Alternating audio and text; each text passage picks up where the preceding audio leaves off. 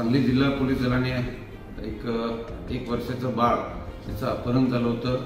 त्याचा जो गुन्हा नोंद विश्रामबाग पोलीस स्टेशन येथे गुन्हा नंबर 359/25 असा करण्यात आला होता। साधारण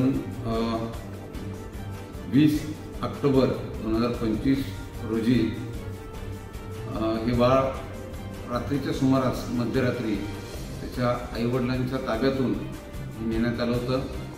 या 1 वर्षाच्या बाळाचे आईवडील हे राजस्थान राज्यातील मजूर सांगली इथे आलेले होते आणि मध्यरात्री हे बाळ नेल्यामुळं घरच्यांनी त्याची कोणती कल्पना नव्हती, परंतु जे पोलीस विभागाकडे पुरावे उपलब्ध झाले, तपासामध्ये जी पुढे गती देण्यात आली त्यानुसार आम्हाला काही संशयित व्यक्ती आणि वाहन त्या ठिकाणी आढळून आलं।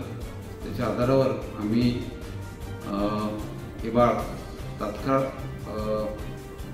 आरोपीने ज्या ठिकाणी देण्यात आलं होतं त्या ठिकाणून सुखरूप परत आणलेलं आहे आणि त्याच्या आईवडिलांच्या पालकांच्या ताब्यातही दिलेलं आहे। यामध्ये एकूण 3 आरोपींचा सहभाग असल्याचं आतापर्यंत तपासात निष्पन्न होत आहे। एका आरोपीस पोलिसांनी गोलंदाज नावाचा एक आरोपी आहे त्यास पोलिसांनी ताब्यात घेतलेला आहे।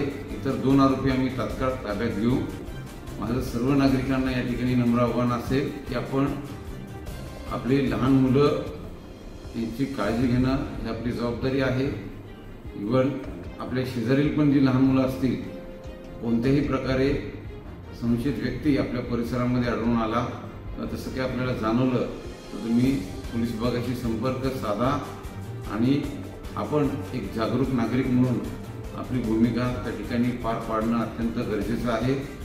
मी माझ्या टीमचं कौतुक करतोच आणि सोबतच त्यांना योग्य तो रिवॉर्ड पण त्या ठिकाणी त्यांच्या चांगल्या कामगिरीसाठी आमच्याकडून देण्यात येईल। जय हिंद।